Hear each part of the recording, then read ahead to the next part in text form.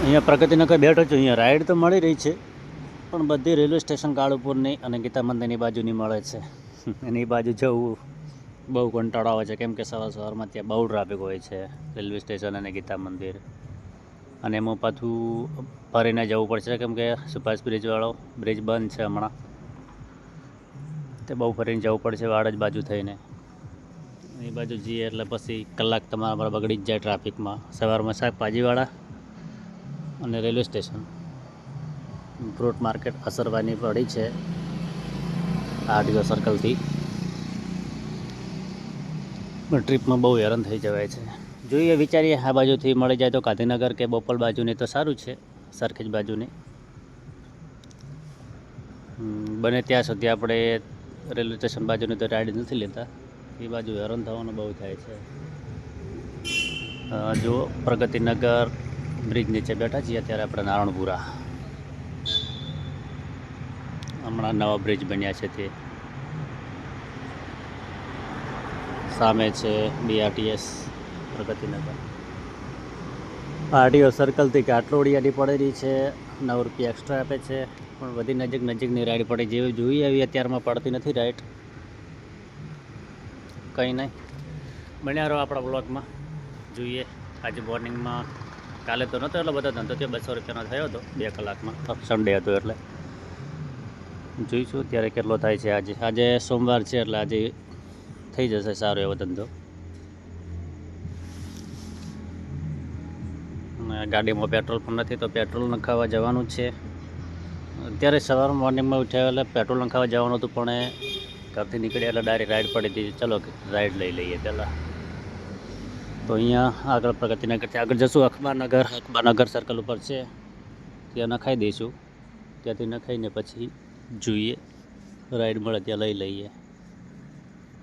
તો આપણે નીકળીશું petrol પંપે, petrol નખાઈને પછી આગળની રાઈડ લઈએ.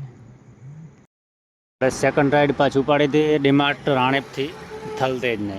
તો આપણે થલતેજ આવીને બેઠા છીએ અત્યારે. પાછા પેટ્રોલ નખાઈ અને હવે રાઈડ લઈશું પાછી બીજી. આ બાજુ રાઈડ મળવું થોડું મુશ્કેલ છે.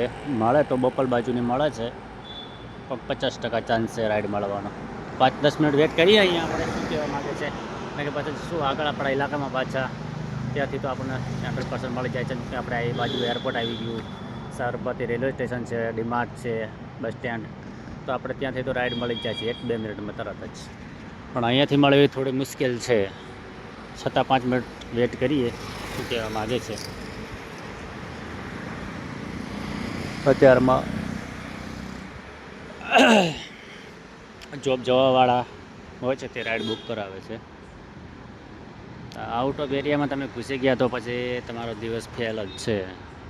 ત્યાંથી તમારે નીકળવું પડે. પાછું તમારે આપણા ઇલાકામાં આપણા એરિયામાં આવીએ તો બસ સ્ટેન્ડ છે એ બાજુ તો તરત રાઈડ મળી જાય છે. કોઈ બીઆરટીએસ બસ સ્ટેન્ડ છે ત્યાં આગળ.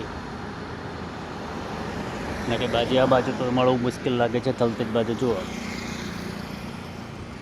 જે પણ નીકળે છે તે બધા રેપિડોવાળા, ઉબેરવાળા, ટેક્સીવાળા જ છે.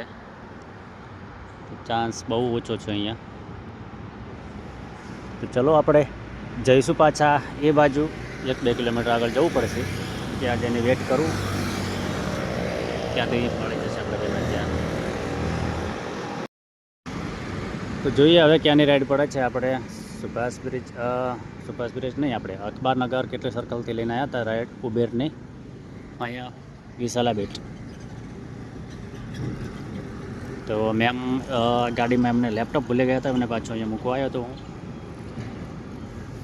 તો અહીંયા આપણે રાહ જોઈને બેઠા છીએ અત્યારે. તો આ બાજુ પારડી જવાય છે અને આ બાજુ સરખેજ છે, વિશાલા બેટ સર્કલ. તો જોઈએ હવે કેટલી વાર લાગે છે, કઈ ગાડી મળે છે.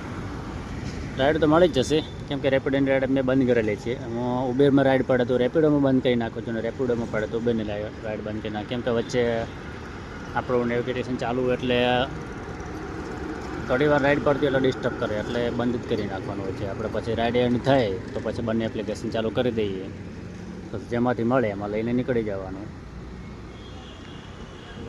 સારી વાત છે. ચલો મળીએ પાછા ફરી. શું કહેવા રાઈડ એન્ડ કરી હતી પણ ઘરે પક્યા આરટીઓ સર્કલ પક્યા અને પાછી રાઈડ પડી મોટી ચાંગોદરની અને 40 રૂપિયા એક્સ્ટ્રા પણ આપતા હતા ભાઈ. તો ત્યાંથી લઈને આવ્યો છું. 27 કિલોમીટર થયું છે આપણું આરટીઓ સર્કલથી ચાંગોદર. 27 કિલોમીટરના ભાઈએ 261 રૂપિયા આપ્યા છે. હવે અહીંયાથી જોઈએ આપણે ક્યાંની મળે છે. પાછી રાણીપ આજુબાજુની મળી જાય તો બહુ સારી વાત છે, કેમ કે ચાંગોદર આવતો તો આવી ગયા છીએ, પણ પાછી મળે તો બહુ સારી વાત છે.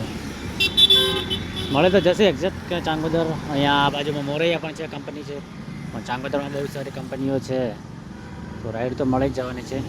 પણ ઘરે જતા હોય તો શાયદ સમથિંગ 9 તો વાગી જવાના છે. ચાંગોદર ગામમાં આવીને ઊભો છું ત્યારે. ચલો વિડીયોમાં બને રહેજો, એન્ડમાં બતાવીશ પાછી શું થયું, પાછી રાઈડ મળી કે ના મળી, કેટલાની મળી કે પાછું એમને ખાલી જવું પડ્યું છે, તો તમને એન્ડમાં હું બતાવીશ. ચલો, જય માતાજી. હલો મિત્રો, તો જય માતાજી. આપણે ચાંગોદરથી તો ડાયરેક્ટ આપણને રાઈડ નથી મળી, પણ ચાંગોદરથી રિટર્ન આવતા સરખાઈ જાવ તો રાઈડ મળી હતી આપણને ડમરૂ સર્કલ કાટલોડિયાની રિટર્ન પાછી. તો ભાઈને ડમરૂ સર્કલ ઉતારવા આવ્યા હતા કાટલોડિયા, અને એના પાછા આપણને 200 રૂપિયા મળ્યા હતા.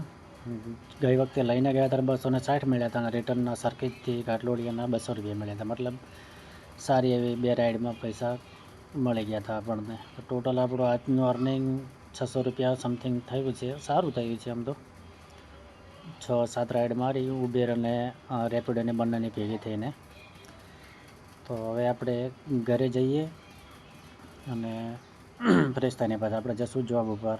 તો આપણા વિડીયોમાં બન્યા રહો અને આપણી ચેનલને સબસ્ક્રાઈબ કરજો. જય માતાજી.